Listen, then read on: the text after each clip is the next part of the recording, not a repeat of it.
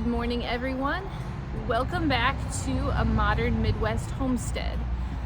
I hope that you guys are having a great start to spring. Our weather has kind of been all over the place. It'll be warm one day, cool the next day. Not a lot of rain, honestly. We've gotten some, but not a lot of rain. Here we're at the end of April, and April has been a month for us. It has been very challenging. This is not the video that I had planned to film today. I was really looking forward to having a great video of Holly's birth story and of milking her for the first time, but things definitely did not go like I had planned. For the last few weeks, we've been keeping an eye on Holly because we noticed that she was bagging up or that her udder was filling up with milk. So we knew she was definitely bred and definitely going to lamb sometime relatively soon. So we've just been checking her a couple times a day when we do the chores and all that. And I've also been working with her on the stanchion, feeding her there. And then I would massage her udder and touch her legs and things like that, just to get her used to what the process was going to be when I actually started milking. Each time we came out, we would look for any signs that she might be going into labor, maybe if she wasn't eating or if she was secluding herself off. They do, most of the time, they do act differently once they're starting early labor. You can just kind of tell they're acting off. Although with Holly, she's so motivated by food, I don't know if she would have acted any different around us because she would want fed. Well, unfortunately, Tuesday night, when I came out to check her and do chores, I found that she had her lamb. It was just laying out in the middle of the pen, not living, and we realized that she had lost her lamb. I was so devastated that she had lost her lamb, very frustrated, because we had been trying to check her all the time, making sure that she was doing all right, keeping an eye on her. And we were so excited for her to have her lamb and start milking, all of that. And I was just devastated that she lost her lamb. Now, when we were looking at, I had Dwayne look at it with me because he's just had so much more experience with lambs than I have. And he was guessing that it was probably about a week or a week and a half, something like that, too early. So while it was fully developed, it was very, very small. And when lambs are born that early, their lungs are the last thing to develop. And if they're born more than a week early, they really don't have a chance of surviving at all. They just, once they're born, they just can't even take a breath. So they rarely survive when they're that early, which is just so disappointing. In any situation, once the ewe has her lamb, you want to start milking within 24 hours of them lambing, because they're going to have a lot of colostrum, which is that first milk, and it is a lot more nutritious than regular milk, and that's what the lamb needs the first couple days of its life. Just like humans or any mammal, that first milk is called colostrum, and there's going to be so much of it that the lamb is not going to be able to keep up drinking that quantity. So you want to start milking out until the lamb can keep up with the quantity of milk that the ewe is producing, especially if you're milking for dairy purposes. Otherwise, her supply is just going to drop really low because the lambs aren't going to eat that much.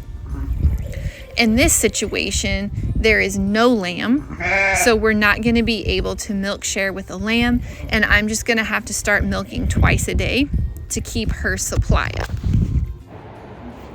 I was able to get a little bit of video of milking the first time. You could see I was washing her udder and her teats really well with some warm soapy water just to get clean. And then I just started bringing the milk down into the teat and milking it out. I don't have much footage of milking for the first time because she was starting to jump around and kick a lot, and it was getting very challenging for me to work with her. And two, my hands and arms and back were getting so tired that I was having to stop and take breaks quite a bit. It was much harder than I was anticipating it to be.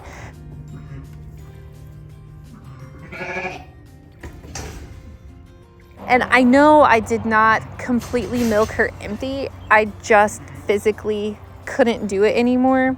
I also ran out of time because I was milking her in the morning before school, and then I was right in the middle of milking, and the kids came out to get me to tell me that it was time to take them to school. So I had to stop milking, but I was happy with what I got done. It's obviously going to be more challenging than I was hoping, but I know that the more I work with her and the more I milk her, the easier it's going to get for me to do it. And in turn, when I'm doing a better job of milking her, she's going to be more comfortable and hopefully be able to stand still and not kick quite so much.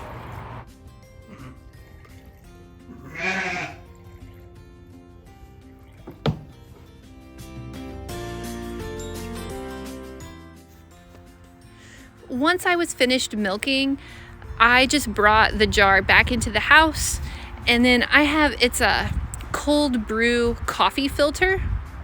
So I put the cold brew coffee filter into a clean mason jar, and then I just pour the milk into the filter and let it go through.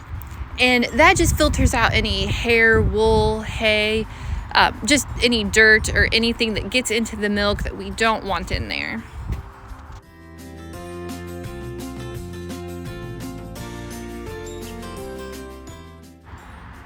So you can see in the bottom there is a little bit of dirt that was in the milk that it got out. Those cold brew coffee filters are really, really fine mesh, so they do a great job of getting all of that stuff out. And you can see it looks like I got right about 2 cups, which I think is pretty good for the first time milking. And then the next thing I need to do is just label it with the date.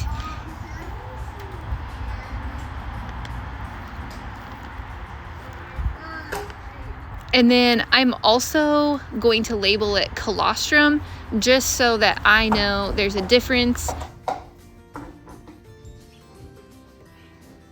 Raising livestock is one of the most challenging things that you could ever do. You can do everything right and still have problems. You can still lose animals. And sometimes it's just completely out of your control. And that's really frustrating and really discouraging. Whenever you get to a hard spot like this, it really makes you question, do I want to do this, and is it worth it? There might come a point where you can decide that something is not right for you, or it's not a right fit for your homestead, but you can't quit and you can't give up. And as sad as I was that Holly lost her lamb, if I let that stop me, then we're losing more than just the lamb.